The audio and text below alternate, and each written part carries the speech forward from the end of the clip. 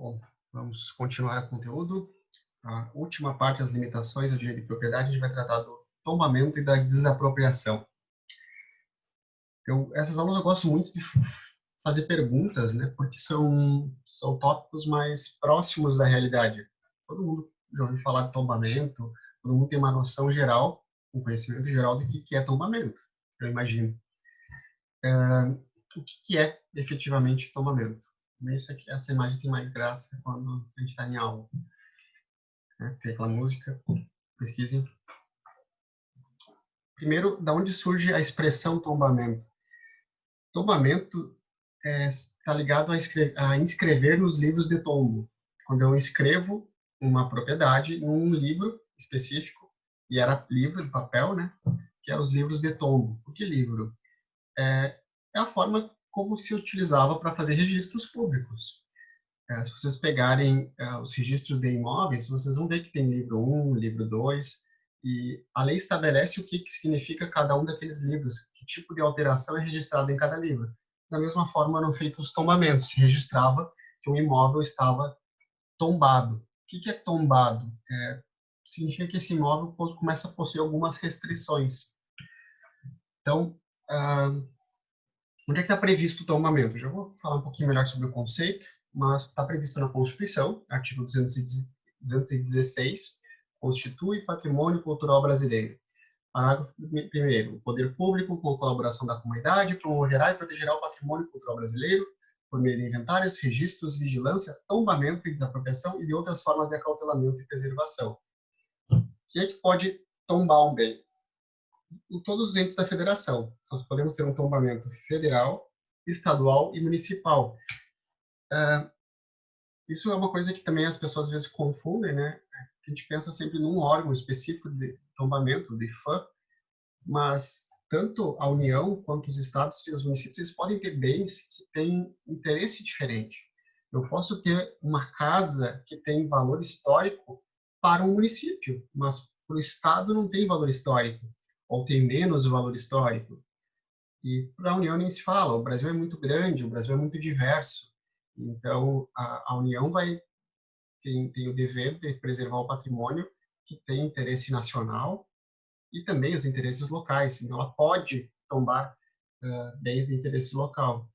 Da mesma forma, o município ele pode tombar bens que são de interesse local e que a União às vezes não tem conhecimento. Então, a responsabilidade não é exclusivamente da União no tombamento. A responsabilidade e possibilidade, né? Então, como eu tinha dito, tombar é lançar nos livros de tombo.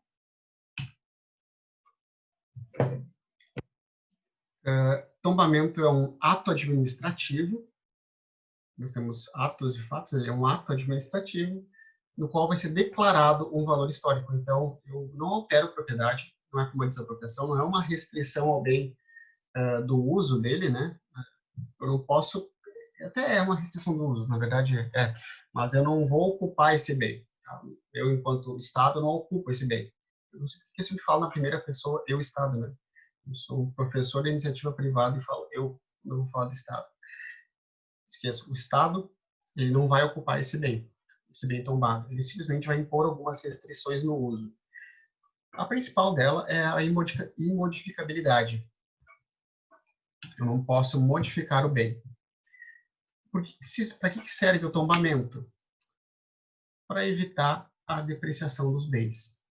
Eu dei o exemplo aqui de um quadro que não é brasileiro, tá? Mas é só para entender por que os bens são tombados. Porque mesmo um bem privado, as pessoas não podem fazer o que quiser com ele se ele tiver um valor que ultrapassa a esfera pessoal. Então, se é um quadro com valor histórico, com valor pessoal, não é possível modificar. Talvez vocês não lembrem, há um tempo atrás, um blogueiro, ele fez uma caricatura numa pintura, num hotel. Obviamente não era um bem tombado, mas vejam como isso fere, por mais que o bem seja daquela pessoa, uma obra de arte ela acaba extrapolando, né, a propriedade. Ela tem que ter uma preservação, uma proteção diferente. E quando é um bem tombado, nem se fala. Aí realmente o Estado coloca essa proteção quando ele diz, olha, isso está tombado, essas obras aqui do Aleijadinho estão tombadas. Significa o quê? elas não podem ser destruídas, por exemplo, pelo proprietário, que elas têm que ser preservadas pelo proprietário. Essas são as principais características. A previsão legal ainda é bastante antiga, mas continua em vigor. É um decreto-lei de 1937, tá? que especifica o funcionamento e o procedimento para tombar um bem. Os bens, a gente está muito habituado a ouvir falar em bens imóveis sendo tombados, casas, né, casas com valor histórico, propriedades com valor histórico, mas não são só propriedades imóveis, as propriedades móveis também podem ser tombadas. Quadros, obras artísticas, qualquer bem, na verdade, tem essa possibilidade. Nós temos algumas espécies de tombamento, a de ofício e a voluntária.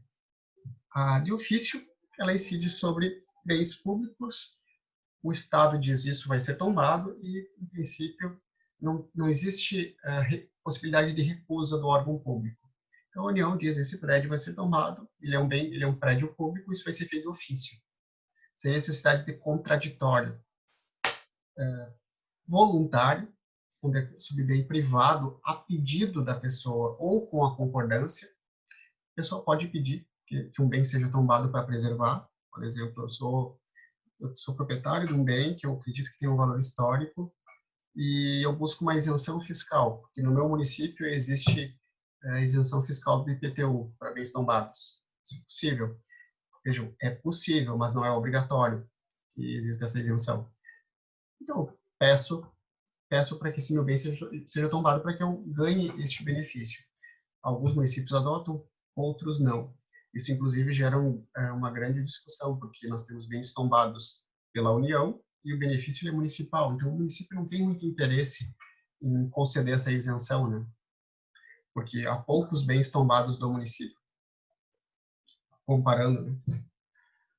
E compulsório é quando o proprietário discorda. Eu posso discordar, eu posso entender que minha propriedade não deve ser tombada, porque o tombamento é terrível para o proprietário. Eu imponho diversas restrições de modificação, eu imponho um ônus de preservação, para preservar, eu tenho que preservar com as mesmas características do período que foi construído, isso muitas vezes é caro, eu preciso contratar especialistas para manter, eu não posso modificar a fachada, eu tenho restrições à modificação do interior, é um inferno. Então, como é que funciona o tombamento compulsório? Como é que é o procedimento de tombamento, na verdade, no geral? O Instituto de Patrimônio Histórico vai notificar o proprietário, olha, nós iremos tombar esse bem. É aberto um prazo, 15 dias, para anuir ou impugnar. Se eu anuo, não sei se é assim que se conjuga o verbo, deve ser. Se eu dou minha anuência, ok, é inscrito no livro, sem problema nenhum. Se eu faço uma impugnação, se eu digo, não, isso aqui não tem valor histórico, qual é a impugnação que eu vou fazer? Eu posso dizer que eu não tenho condições de manter um bem? Não posso. A única, entre aspas, defesa que eu consigo pensar é demonstrar que aquele bem não pertence ao patrimônio histórico.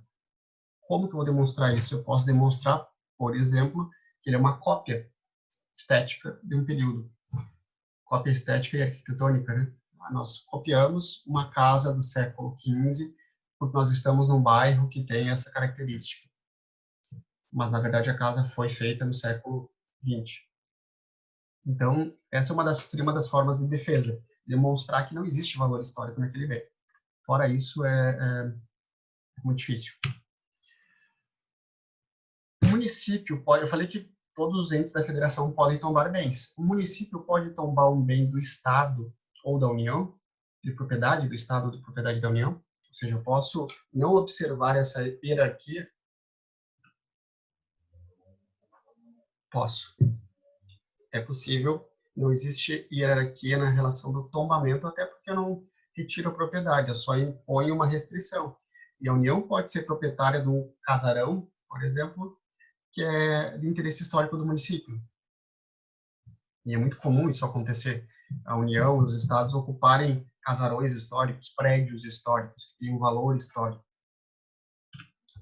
Então, pode, e isso aqui pode parecer óbvio para vocês, mas não é, tanto não é óbvio que essa discussão chegou ao STF. Por que que não é óbvio? Nós vamos falar depois sobre desapropriação, e na desapropriação não pode.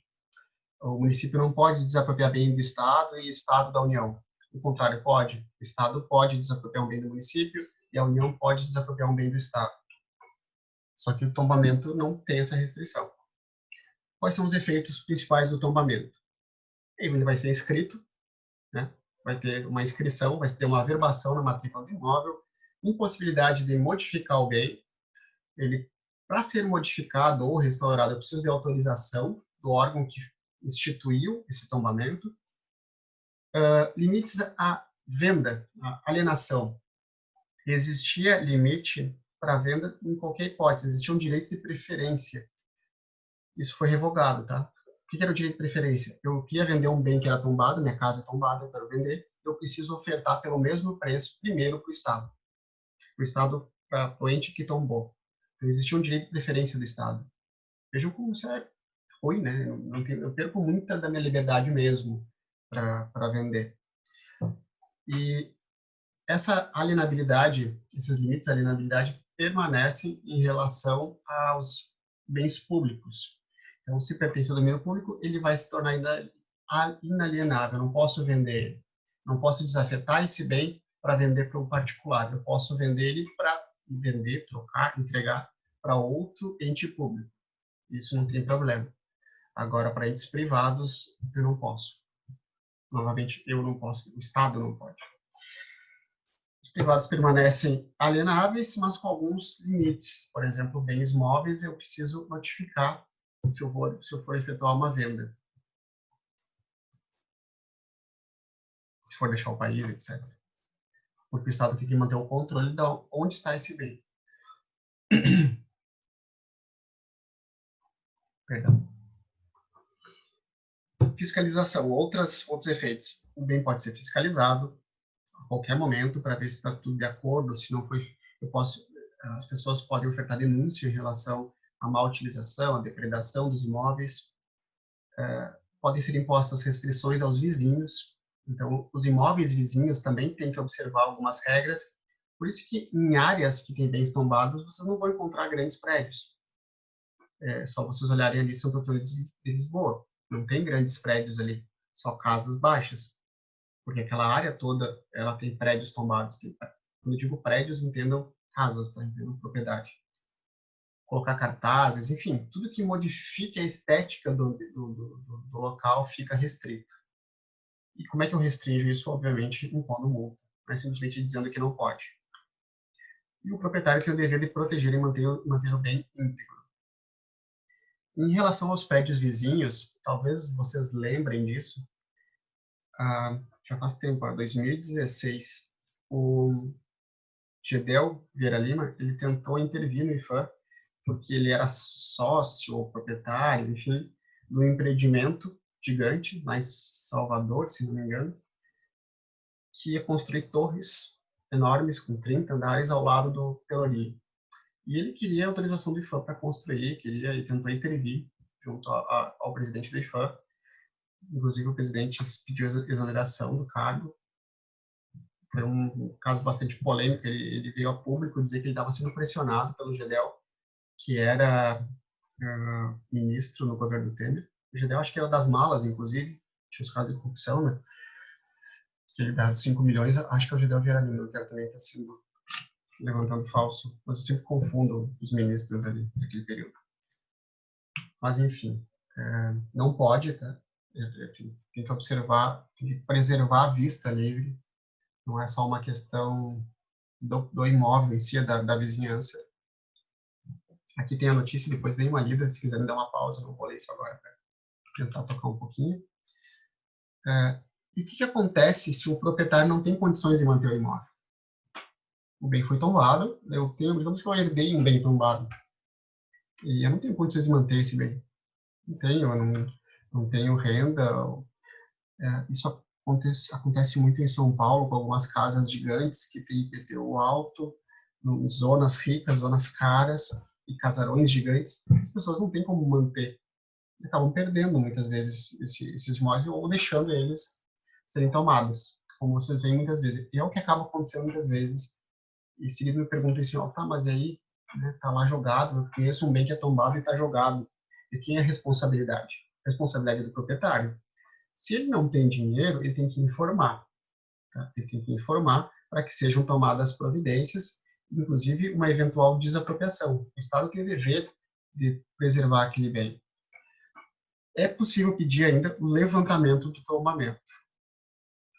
O que é levantamento? Bom, não, ninguém está dando conta, eu preciso que seja cancelado o tombamento para poder colocar abaixo, porque já não tem mais recuperação, porque é inviável a recuperação. Não estou dizendo que isso seja fácil acontecer, mas existe a possibilidade, pode ser levantado o tombamento de um bem. É importante vocês saberem isso, porque isso aqui entra, talvez, eventualmente, num caso que vocês vão trabalhar algum dia. Se chegar um bem para vocês que for tombado, o que é possível fazer, o que não é possível? É possível pedir auxílio do Estado? Tudo é possível, não quer dizer que vocês vão conseguir. Sobre tombamento é isso. O próximo tema é desapropriação. Eu vou cortar aqui para o vídeo não ficar muito longo.